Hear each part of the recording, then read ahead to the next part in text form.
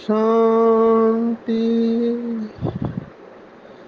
आज 26 सितंबर 2024 भारत में सतगुरुवार है।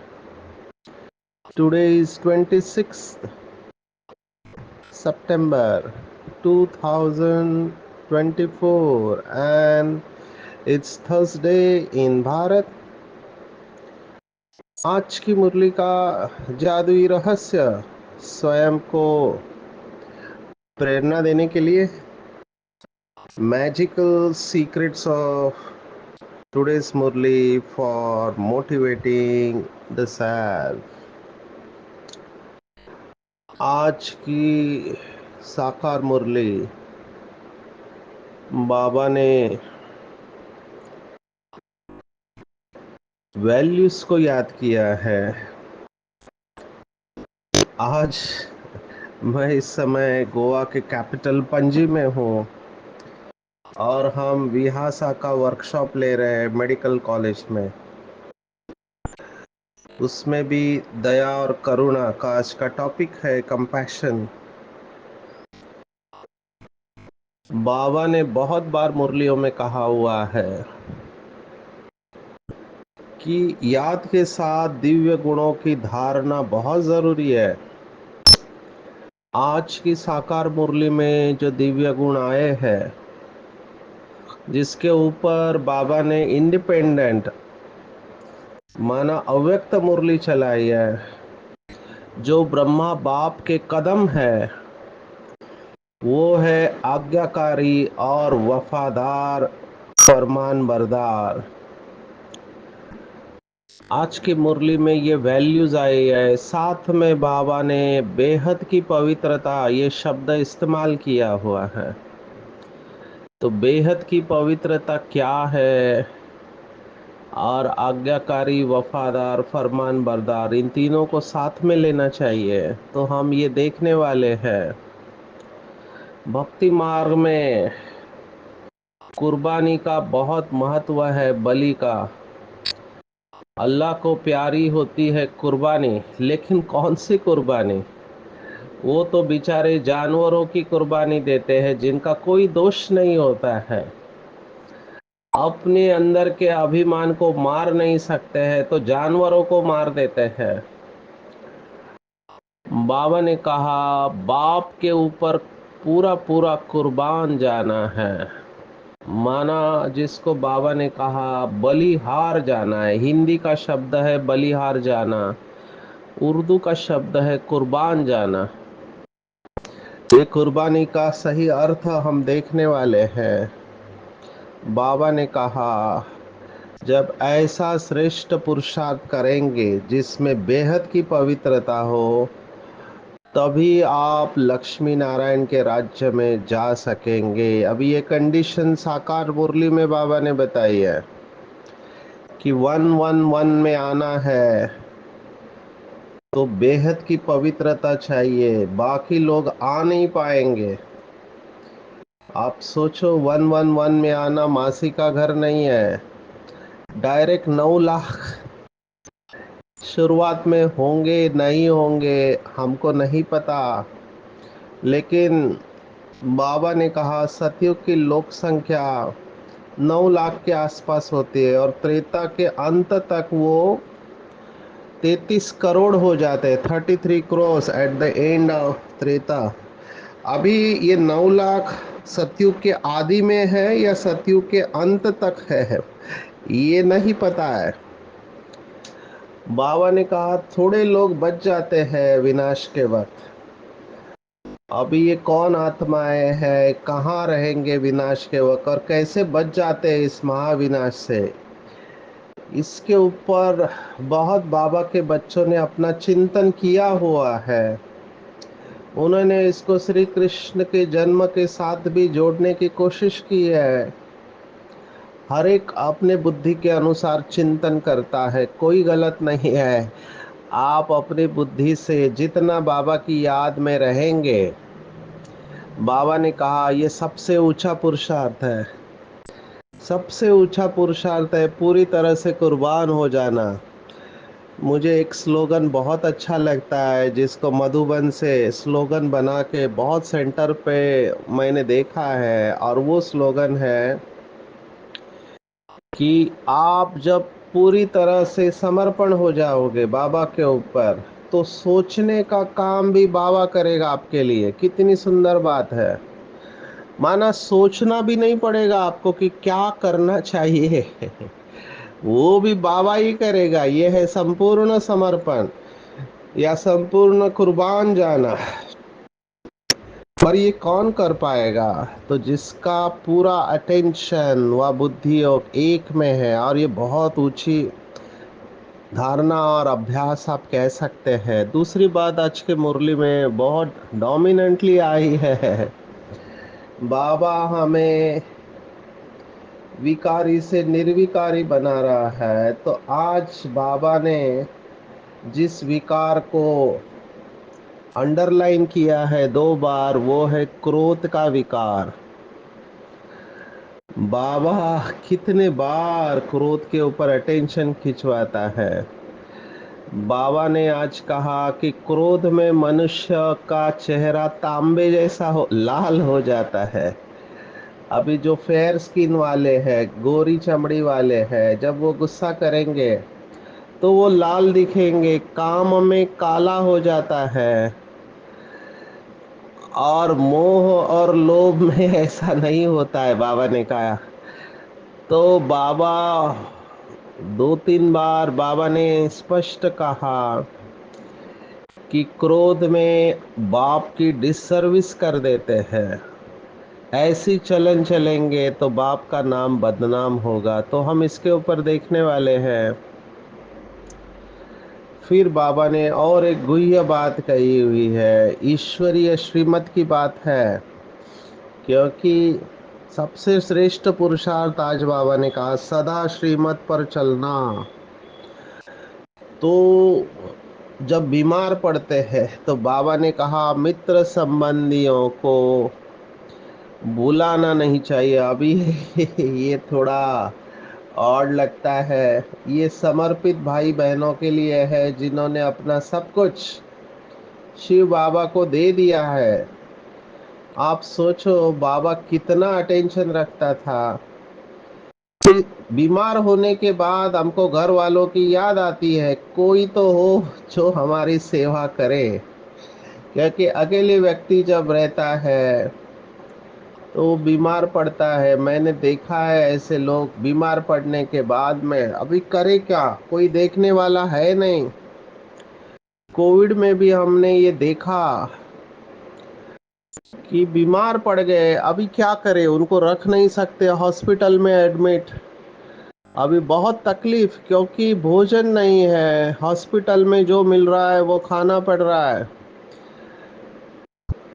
स्पेशली जब बीमार पड़ते हैं और मित्र संबंधी देखने को आते हैं, बाबा ने कहा कायदा नहीं है ये। आज के मुरली में ऐसा शब्द इस्तेमाल किया है। बाबा बहुत क्लियर है, क्योंकि मित्र संबंधियों में अगर बुद्धि गई तो बाबा से बुद्धि हट जाएगी। तो इसके ऊपर भी हम देखेंगे कि बीमार होने के बाद मित्र संबंधी आते हैं देखने के लिए, तो उनको बताना चाहिए आप बीमार हैं या नहीं बताना चाहिए। इसके ऊपर क्लैरिटी चाहिए, स्पष्टता चाहिए। और विशेष आज का वरदान में बाबा ने कहा कि स्नेह के रिटर्न में स्वयं को टर्न कर बाप समान बनने वाले संपन्न और संपूर्ण। बहुत पावरफुल है। इसके ऊपर बहुत चिंतन किया जा सकता है। बाबा ने कहा जब स्नेही बच्चों की कोई गलती देखते हैं तो उस गलती को अपनी समझते हैं। बहुत गहरी बात है। हमको भी बाप समान बनना है तो इस अवस्था में जाना पड़ेगा। और भक्त लोग सिर उतारते हैं बाप के लिए, माना गर्दन काट देते हैं, तो बाबा ने कहा रावण का सिर उतारो और रूहानी वाइब्रेशन फैलाओ। ये आज की पूरी मुरली है। शुरुआत हम करेंगे कुर्बानी से। कुर्बान जाना माना क्या? तो कुर्बान जाना, बलिहार जाना, भक्ति मार्ग में इसको बहुत महत्व है। बाबा ने नवदा भक्ति के बारे में बहुत बार मुरलियों में कहा हुआ है कि ऐसे भक्त होते हैं, हर एक धर्म में ऐसे होने चाहिए जो भगवान के लिए अपना सिर उतारने को तैयार हो जाते हैं। तो बाबा ने कई बार मुरली में काशी करवत के बारे में याद किया है कि कई भक्त ऐसे सोचते हैं कि वो करवत रहती है, वो कुआं, उसमें जम मार के अपनी गर्दन को उड़ा देते हैं तो उनको साक्षात्कार हो जाता है। और कई लोगों को लगता है कि वो मुक्ति में चले जाएंगे। बाबा ने कहा उस जन्म के पाप खत्म हो जाते हैं लेकिन फिर नए सिर शुरुआत हो जाती है। तो कुर्बान जाना, इसका भाव ये नहीं कि अपनी गर्दन को उड़ा देना या किसी जानवर की गर्दन को उड़ा देना। बाबा ने शिवरात्रि के ऊपर इसके ऊपर मुरली चलाई कि वो लोग बलि चढ़ाते हैं, वो बकरे की बलि चढ़ाते हैं। तो बकरा क्या करता है? मैं करता रहता है। तो इसका सही रूप में अर्थ यही है कि हमको स्वयं को और दूसरों को दुख देने वाला देह अभिमान है। ये देह अभिमान ही बहुत दुख देता है। जिसको बाबा ने अभी कुछ दिन पहले निरंकारी बनने को कहा, यह अहंकार ही हमारे दुख का कारण है और इस अहंकार को समाप्त कर देना यही है कुर्बान जाना। क्योंकि कुर्बान जब जाते हैं उन आत्माओं का एक ही स्लोगन रहता है। जो भक्ति मार्ग का गीत है, बाबा साकार मुरली के गीत जो बचाता था, उसमें एक गीत था कि तेरे फूलों से भी प्यार तो तेरे कांटों से भी प्यार। जिसको बाबा ने कहा कि बाबा आप मुझे जहाँ रखो, जैसे रखो, जो खिलाओ जो पिलाओ मुझे मंजूर है। मेरी कोई इच्छा नहीं है और मुझे कुछ भी नहीं चाहिए। ये है पूरी तरह से कुर्बान जाना। मेरी कोई इच्छा नहीं, मुझे कुछ भी नहीं चाहिए, बस मुझे बाबा चाहिए था, वो मुझे मिल गया। आप जो कुछ भी हो, जो कुछ भी हो, आप जहाँ रखो जैसे रखो, ये है पूरी तरह से कुर्बान जाना, पूरी तरह से बलिहार जाना चाहिए। अपना एक थॉट भी क्रिएट नहीं करना है। ये बहुत बड़ा समर्पण है। वो स्थूल समर्पण होना भी इजी नहीं है आज के ज़माने में। सभी लोग अपना जीवन समर्पित नहीं कर पाते हैं क्योंकि समर्पित जीवन जीना मासी का घर नहीं है। बाहर से जितना दिखता है उतना इजी नहीं है समर्पित जीवन। और कई बाबा के बच्चे ने ये त्याग किया है। इसमें इन आत्माओं को नंबर तो मिलते हैं।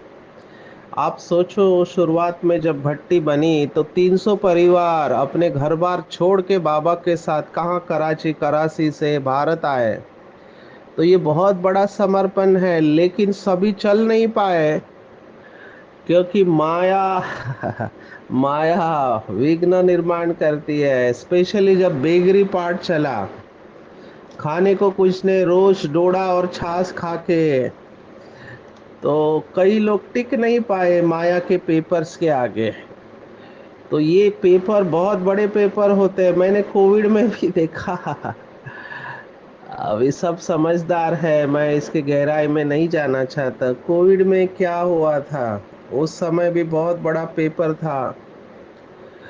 हम हमेशा ये कहते थे कोविड में the best teacher award goes to कोविड-19। कोविड ने ऐसे लेसन सिखाए जो पूरी जीवन में नहीं सीख पाते थे। रिलेशनशिप्स के ऊपर सभी लेसन्स आपको कोविड-19 में मिल गए। वैराग्य का लेसन भी कोविड-19, क्योंकि मरने के बाद डेड बॉडी भी नहीं मिल रही है।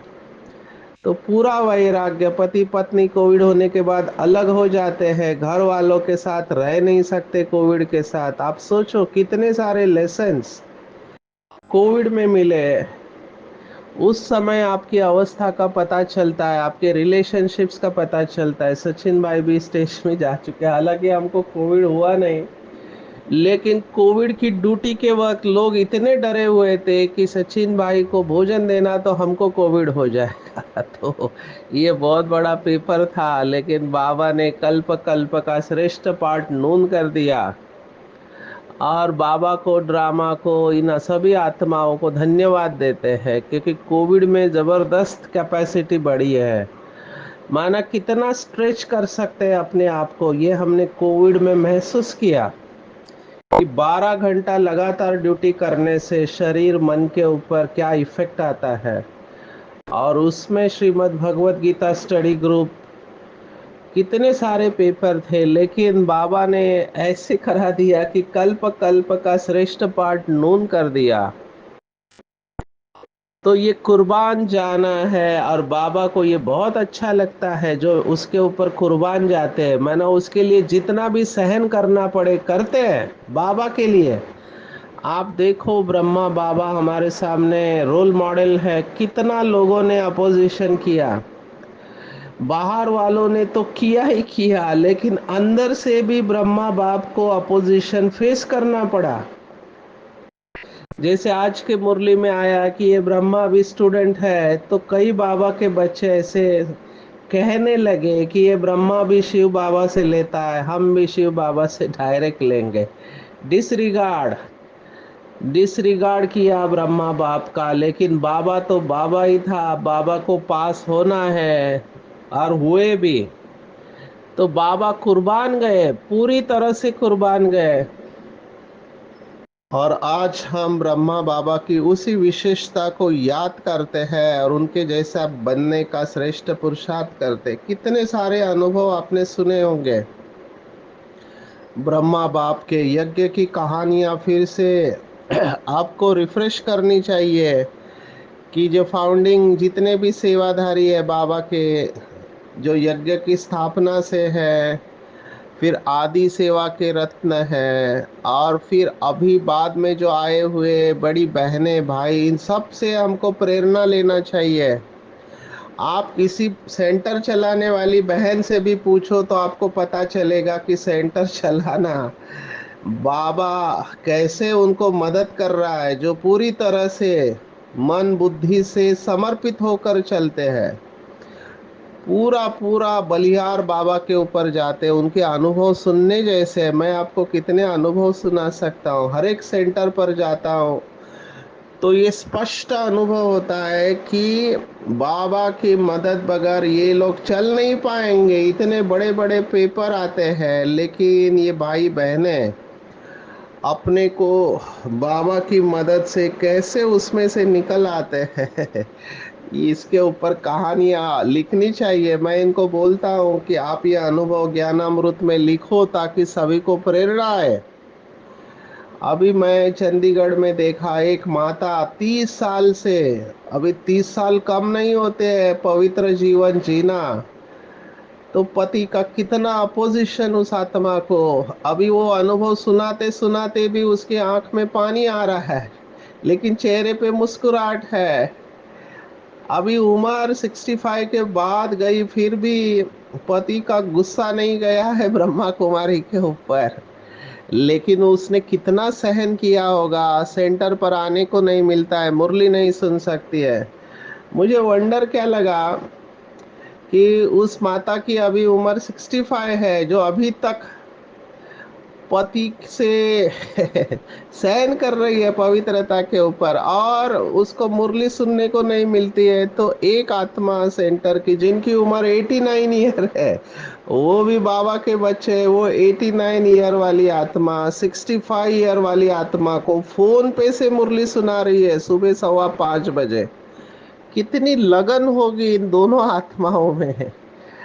तो ऐसे लोगों के लिए दिल से दुआएं निकलती है।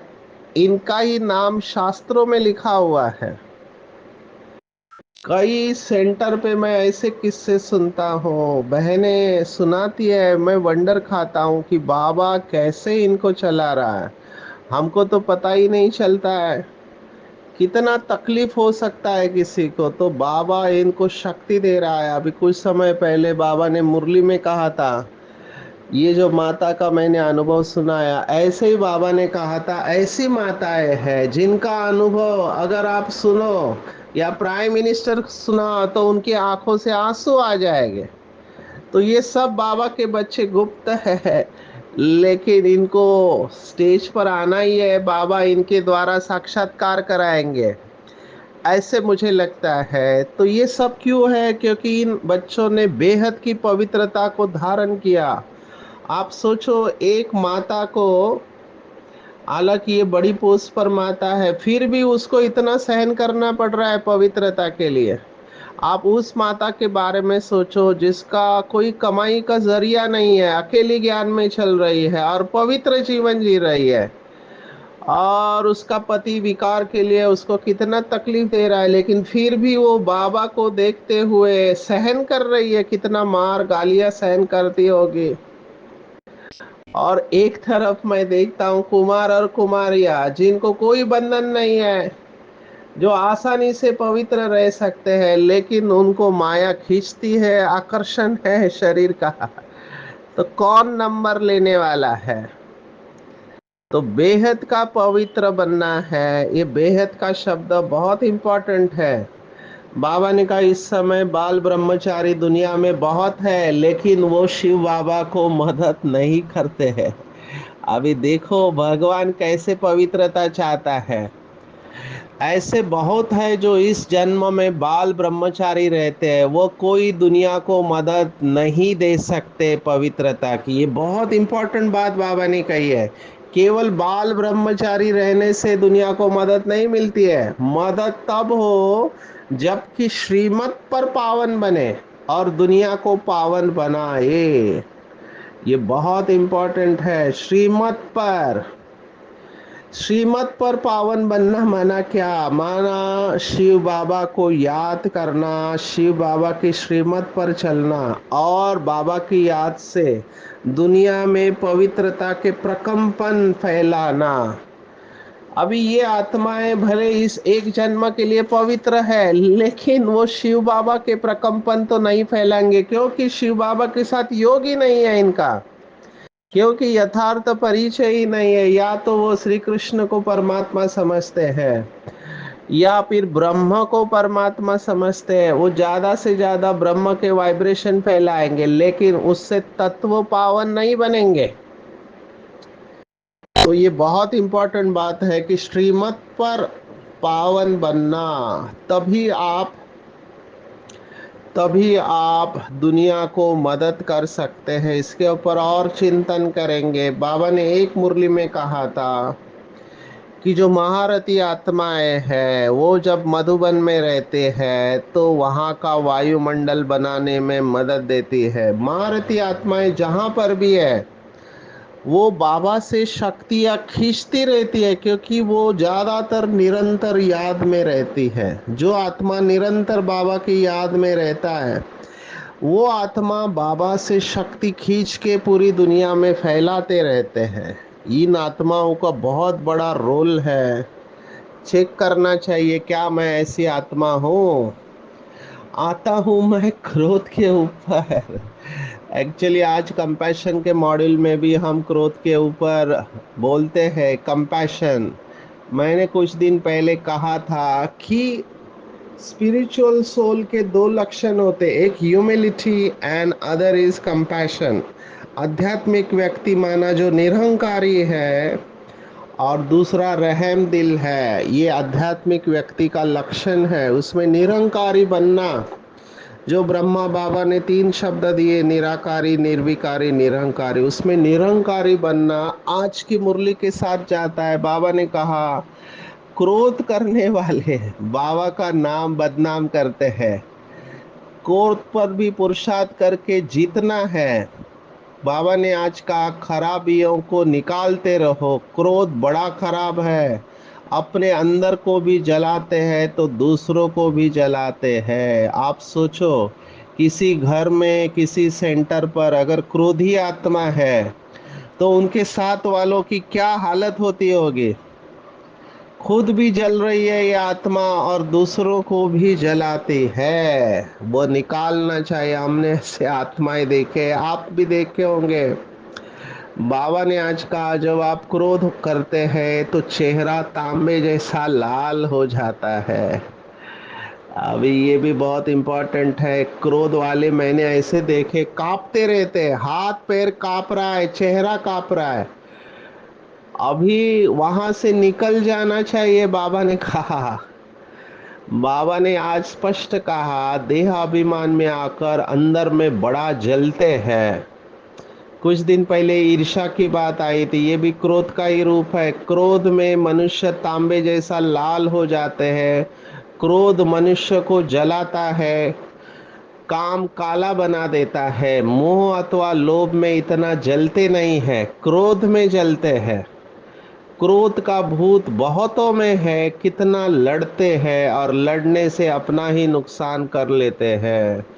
मेरे सामने तो मैं विजुअलाइज भी नहीं कर पा रहा हूँ, चित्र नहीं खींच पा रहा हूँ कि बाबा का बच्चा सफेद ड्रेस बैच और गुस्सा करके लड़ रहे हैं। सोचना भी अच्छा नहीं लगता है, लेकिन ऐसे बाबा के बच्चे होने चाहिए, क्योंकि बाबा ने मुरली में कहा है, अभी हो सकता है कि बड़ा क्रोध नहीं, बहुत कम लोगों में हो, लेकिन बाकी ये जो छोटा क्रोध है, ईर्ष्या या अपशब्दों का इस्तेमाल करना, ये बहुत नुकसान कर रहा है। एक दूसरे को अपोज करते हैं, एक दूसरे के पुरुषार्थ में विघ्न उत्पन्न करते हैं। बाबा ने स्पष्ट कहा, ये शब्द बड़ा करके ध्यान रखना चाहिए, लड़ने से अपना ही नुकसान करते हैं। निराकार और साकार दोनों की अवज्ञा करते हैं। बाप समझते हैं यह तो कपूत है। तो देखो बाबा की श्रीमत, बाबा कह रहा है जो बच्चा गुस्सा करता है वो कपूत बच्चा है। अवज्ञा का बोझा चढ़ता है, अवज्ञा करेंगे तो बोझा चढ़ेगा, योग नहीं लगेगा। सदगुरु का निंदक ठहर नहीं पाए तो कैसे भी बाबा की निंदा नहीं करनी चाहिए। मेरे पास कितने केस स्टडीज है। माया बिल्ली इनको पकड़ती है, पैसे का भ्रष्टाचार करते हैं, एक दूसरे को ठगी करते हैं और फिर ऊपर से गुस्सा करते हैं। ऐसे केसेस हमने देखे हैं। लेकिन क्या करें, बाबा के परिवार के बच्चे हैं, पुराने हैं, तो हम उनको समा लेते हैं।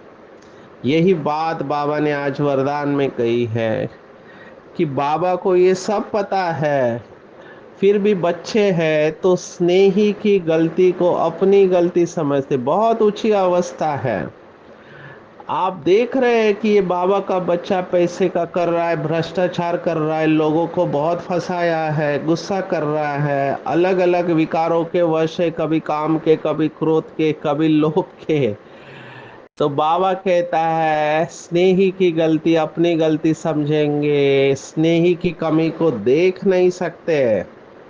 तो जब बाप बच्चों की कोई बात सुनते हैं, दूसरा कंप्लेंट करता है, अभी बहुत सारे बच्चे एक दूसरे की कंप्लेंट बाप के पास लेके जाते हैं, कागज के ऊपर लिख के देते हैं। बाप समझते हैं ये मेरी बात है। बाप बच्चों को अपने समान संपन्न और संपूर्ण देखना चाहते हैं। तो बाबा ने आज स्पष्ट श्रीमत दिया है कि मेरे भक्त जो है वो अपना सिर उतारने को तैयार है। मैं तो आपको सिर उतारने को नहीं कह रहा हूं, मैं आपको कह रहा है रावण का सिर उतार दो। माना ये देह अभिमान, रावण के जो 10 सिर बताए हैं वो सभी सिर उतार के रखो। तो ये है स्नेह में स्वयं को टर्न करना। अगर हम कहते हैं कि शिव बाबा से हमको प्यार है, तो प्यार में तो लोग जान दे देते हैं। बाबा कह रहा है जान नहीं देना है, जान से सेवा करनी है, लेकिन अपने अंदर की कमियां, कमजोरियों की कुर्बानी करने हैं। और ऐसे बाबा के बच्चे जो हमेशा सोल कॉन्शियस रहते हैं, आत्मा अभिमानी रहते हैं, बाबा की याद में रहते हैं, वो रूहानी वाइब्रेशंस फैलाते हैं, सेंटर हो, घर हो, ऑफिस हो, और वायुमंडल को शक्तिशाली बनाने की सेवा करते हैं। सबसे श्रेष्ठ सेवा यही है, खुश रहना, सबको खुश करना और वाइब्रेशन फैलाते रहना। तो आज की पूरी मुरली का टेक होम अगर आप मुझे कहो तो मैं कहूँगा सदा श्रीमत पर चलना, क्योंकि जैसे ही श्रीमत से वायलेट किया आपका दिल खाएगा। जितना श्रीमत पर चलेंगे अंदर का दिया जलते जाएगा। आज ज्ञान घृत की बात आई है, इतना घृत मिलता है जो 21 जन्म तक दिया जलता रहे, और यही सच्ची दीपावली है। इसी को कोरोनेशन डे कहते हैं, जब लक्ष्मी नारायण सिंहासन पर बैठते हैं, क्योंकि घर घर में सोच रहा है, प्रकाश है।